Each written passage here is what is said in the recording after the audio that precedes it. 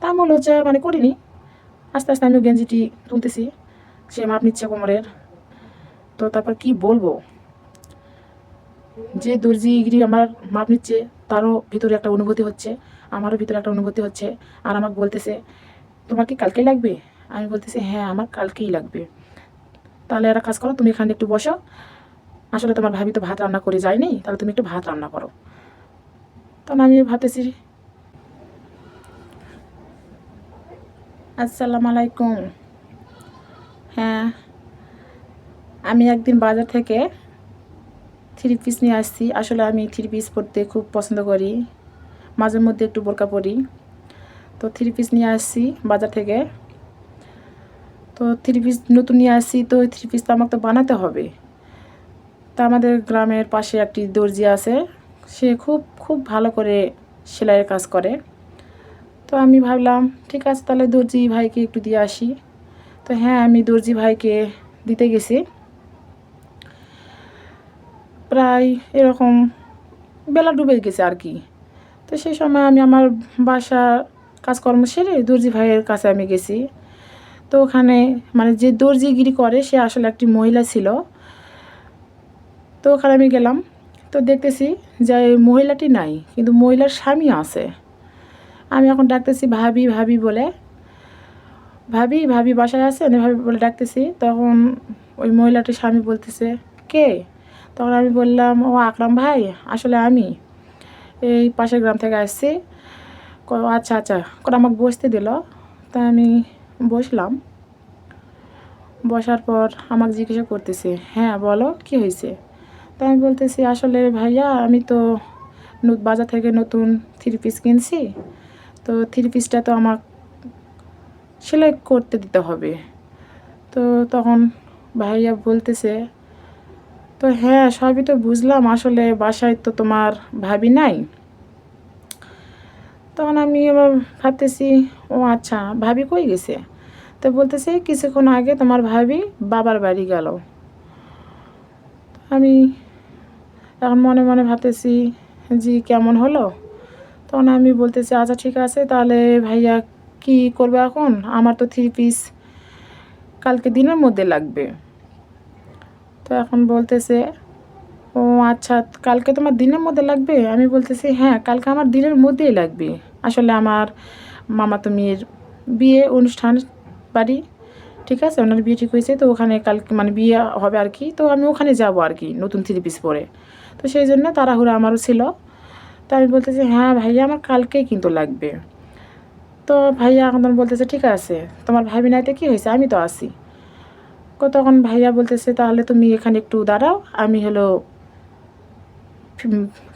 ফিতা নিয়ে আসি, মাপ নিব।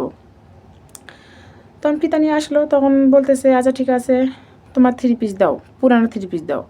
তখন আমি বলতেছি না ভাইয়া আমি তো আমার পুরনো থ্রি পিস আনিনি। তো এখন বলতেছে তাহলে মাপ নিব কী করে। তা আমি এখন বলতেছি তাহলে একটা কাজ করো, ভাবি তো থ্রি পিস পরে, ভাবি আর আমি তো একই রকম, তো ভাবির একটা থ্রি পিস দেন আমি পরে নিচ্ছি। তো ওটা দিয়েই দেখি আমার গায়ের সাথে ফিটিং খায় কি, যদি ফিটিং খায় তাহলে ওটা দিয়েই হয়ে যাবে।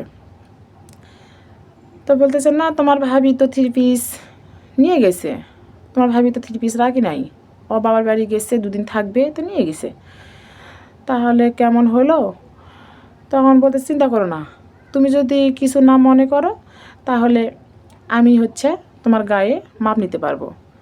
তখন আমি বলতেছি আরে ভাই কি কথা বলেন, আমি আবার কি মনে করব। আচ্ছা ঠিক আছে আপনি তো আমার ভাই, তাহলে নেন মাপ নেন। তখন হ্যাঁ উনি আমার মাপ নিচ্ছে।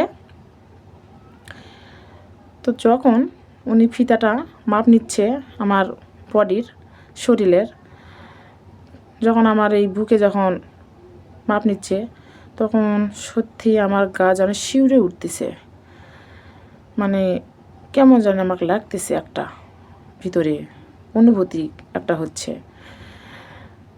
তারপর আস্তে আস্তে যখন সে মাপ নিচ্ছে, তারপর আবার নিচে পেটে যখন মাপ নিচ্ছে, কোমরে, সত্যি আমার শরীরে সত্যিই কিন্তু মানে শিউরে কাটা দিয়ে উঠতেছে। হ্যাঁ কি আমার এমন কেন হচ্ছে। তখন আমাকে বলতেছে একটু পিছনে ঘোরো। তা আমি বলতেছি, কেন পিছনে কেন ঘুরবো? আরে পাগলি, মাপ নিতে হবে না? তোমার ঝুল কত বড় নিবে না নিবে মাপ নিতে হবে না? তো আমি পিছনে ঘুরলাম, ঘুরে হ্যাঁ মাপ নিচ্ছে। আবার বলতেছে, আমি তো গেঞ্জি পরে থাকি মাঝে মধ্যে, তো সেদিন গেঞ্জি পরছিলাম। তারপর বলতেছে, একটু কিয়া করো, গেঞ্জিটা একটু তোলো, উপরে তোলো। আর বলতেছে লজ্জা করো না। তা আমিও লজ্জা মানে করিনি। আস্তে আস্তে আমিও গেঞ্জিটি তুলতেছি, সে মাপ নিচ্ছে কোমরের। তো তারপর কি বলবো, যে দর্জিগিরি আমার মাপ নিচ্ছে তারও ভিতরে একটা অনুভূতি হচ্ছে, আমারও ভিতরে একটা অনুভূতি হচ্ছে। আর আমাকে বলতেছে, তোমার কি কালকেই লাগবে? আমি বলতেছি, হ্যাঁ আমার কালকেই লাগবে। তাহলে একটা কাজ করো, তুমি এখানে একটু বসো, আসলে তোমার ভাবি তো ভাত রান্না করে যায়নি, তাহলে তুমি একটু ভাত রান্না করো। তখন আমি ভাবতেছি, ঠিকই তো, আমার তো বাসা বেশি দূর না, কাছেই তো, আর আমার বাসা তো কেউ নাই, আমি তো একা আছি, তাহলে নয় কিছুক্ষণ সময় একটু এখানে ভাত রান্না করে দিয়ে যাই। তো আমি ওই ভাইয়ের জন্য রান্নাঘরে ঢুকছি ভাত রান্না করব বলে। তখন আমার ভাইজান আস্তে আস্তে সে রান্নাঘরে গিয়েছে, আর বলতেছে, কি করতেছে তুমি? তাই আমি বলতেছি, ভাইজান এই যে তোমার জন্য বেগুন ভাজি করব, আর তুমি কি খাবা সেটা করব। তো বলতেছে, আমি শুধু তোমাকে চাই। তাই আমি বলতেছি, আমাকে চাও মানে? তো বলতেছে, আরে পাগলি তুমি বুঝতে পারলে না, আজকে না আমার বাসাতে তোমার ভাবি নাই আর নাই, আবার তোমার বাসাতেও কেউ নাই, তাহলে আজকে আমরা দুজনে একটু সময় কাটাই আর কি। তখন হ্যাঁ আমিও ভাবতেছি, সত্যি তো আমার বাসায় তো কেউ নাই, আমার স্বামী বিদেশ থাকে, অনেক দিন হচ্ছে আসেনি, আমিও অনেক দিন থেকেই এভাবে একা আছি। তো সে যখন আমার মাপ নিচ্ছিল গায়ের, তো ওই জন্য মনে হয় আমার শরীর কাটা দিয়ে শিউরে উঠতেছে। তখন আমি ভাবলাম, আচ্ছা ঠিক আছে, তাহলে আমরা কিছুক্ষণ সময় এখানে কাটাই। হ্যাঁ তারপরে ও ভাইয়া আমাকে তার বেডরুমে নিয়ে গেল। বেডরুমে নিয়ে যাওয়ার পর তার খাটের উপর আমাকে কোলে করে নিয়ে শোয়ালো। কোলে করে নিয়ে শোনার পর আমার যে গায়ের ওড়নাটা আছে, আমার এই গায়ের ওড়নাটা সে আস্তে আস্তে নিচে নামাই নিয়ে আসলো। তারপর গেঞ্জির উপরে হাত বুলাচ্ছে, আমার খুব খুব ভালো লাগতেছে।